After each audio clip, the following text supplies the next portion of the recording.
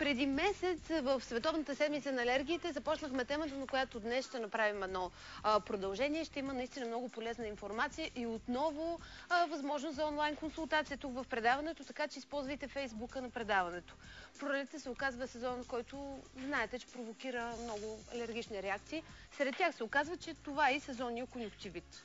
Аз имам чувство, че имам нещо такова. Постоянно са ми червени очите. Така, днес в ролята на моя лекар влиза доцент Красимир Коев, дами и господа. Той завърши докторатура в Медицински университет Ренен Декал, Париж към Сорбоната и Националната очна болница на Франция. Кензвент. Това е автор на патентован апарат за нискоинтензивна лазерна терапия в офталмологията. Наистина много високо ниво в медицината и той ще ни помогне в борбата с конюнктивита. Сега е времето за часът на здравето. Здравейте! Здравейте! Оказва се наистина, че пролетта предизвиква различни алергични реакции, само че самият конюнктивит, алергичен конюнктивит, не е ли малко по-различно от така добре познатите други алергии или заболявания, които са на алергична основа? Алергичният конюнктивит, това е възпаление на конюнктивата в резултат на алергия. Имаме няколко вида алергичен конюнктивит. Първо, това е пролетният алергичен конюнктивит. На какво се дължи?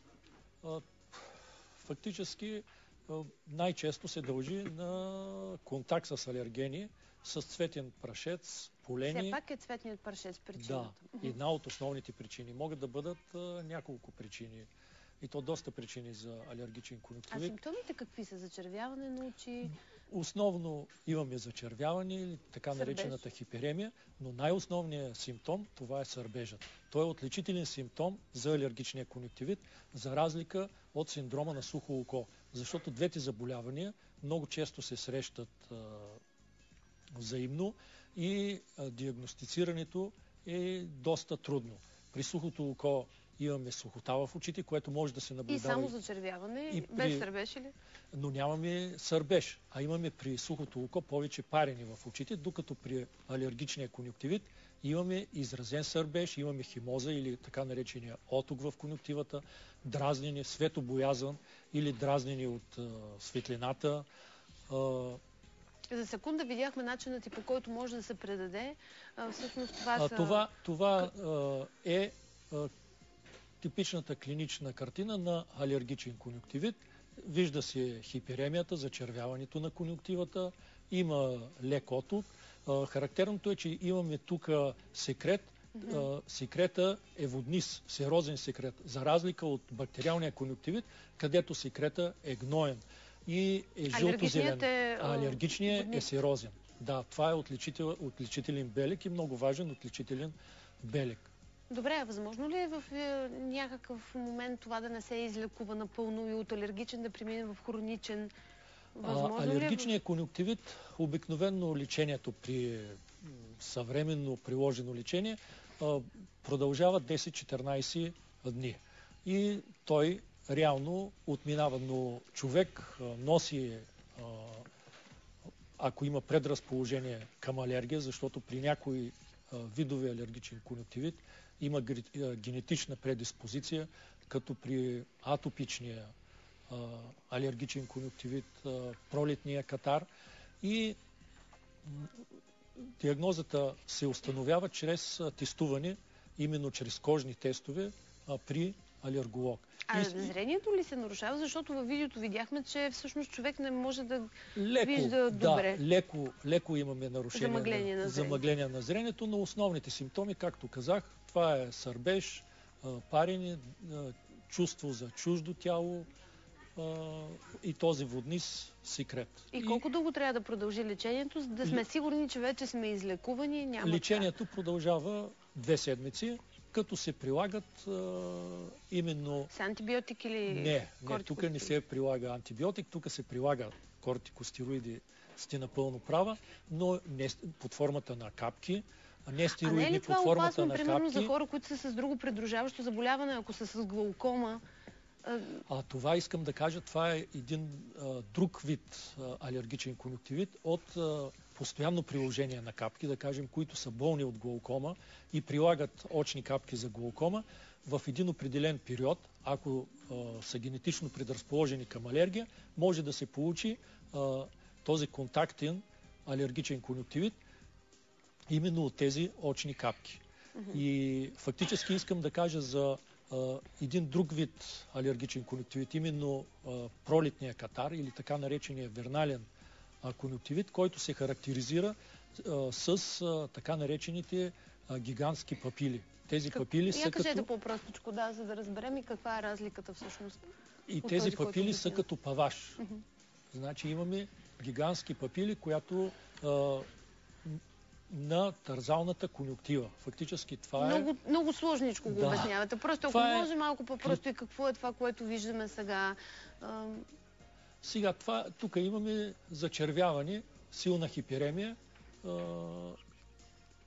вследствие алергията и оток, химоза.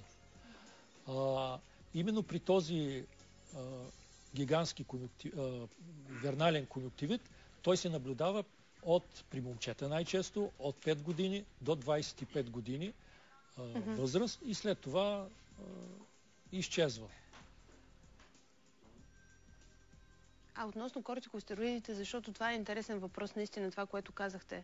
В крайна сметка хора, които са с глаукома, но имат и алергичен конюктивит, това, което обяснявахме, трябва ли да ползват кортикостероиди, защото знаем, че това е един от основните фактори. Кортикостероидите те повишават от своя страна очното налягане. Да, наистина е така. Но ако имаме алергичен конюктивит вследствие на капки, капки, които се прилагат при глаукома, тогава за известен период, за кратко време, биха могли да се използват.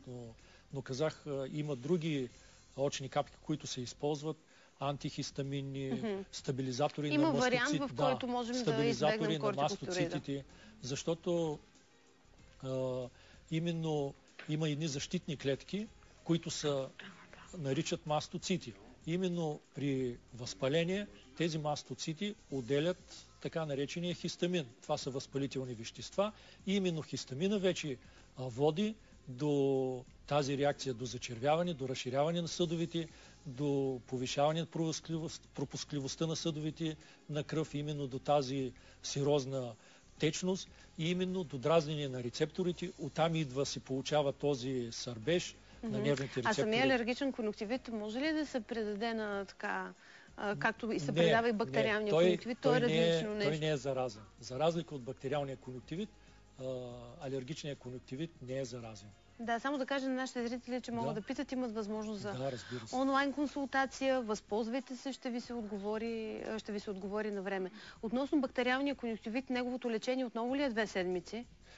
При бактериалния конюктивит може да продължи и повече време. Там вече се прилагат антибиотици и има най-различни групи на антибиотици, но там, както казах, основният симптом е гнойния секрет и слепване сутрин на клипачите.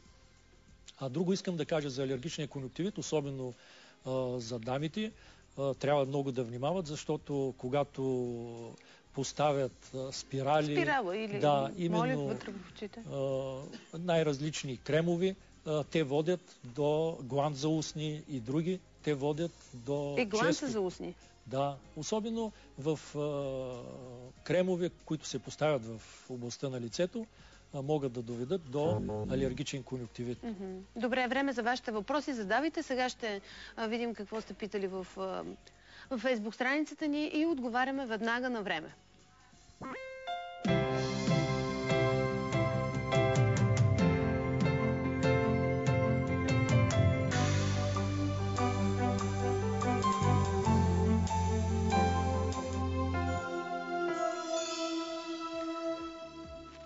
Това, което виждам, че питате специално за конюктивита е при децата и как стои въпроса при децата. При тях също ли е възможно да се прояви алергичен конюктивит съвсем така в една начална възраст? И лечението пак ли е с кортикостероид? Ни пита тук една майка. Да, аз точно това казах. Една от формите на алергичния конюктивит именно е верналния конюктивит, който започва от 5 годишна възраст. Най-често се засягат момчета и то от тъмната раса и особено в арабския регион, като лечението също е антихистаминови, кортикостероиди, стабилизатори на мастоцитите и нестероидни противовъзпалителни капки. Таня Колева ни пита също дали може някаква профилактика да се прави, възможно ли е да се прилага тук имунотерапията? Възможно е да се прилага имунотерапията и особено има ваксини, именно за противоалергични ваксини, които се прилагат за на целия организъм, защото алергичният конюнктивит, той е свързан и той се провокира от сенна хрема, от вследствие ако организма има бронхиална астма и други алергични заболявания, много често може да се развие и алергичен конюнктивит. И за това трябва да се направи така наречената десенсибилизация на организма, антиалергични ваксини да се приложат, които ще доведат и до профилактика да не се развие алергичен конюнктивит. Благодарим ви. Светли празници ви пожелаваме. За нас няма делници, няма празници. Утре отново сме тук. Сега ще видите какво сме ви подготвили.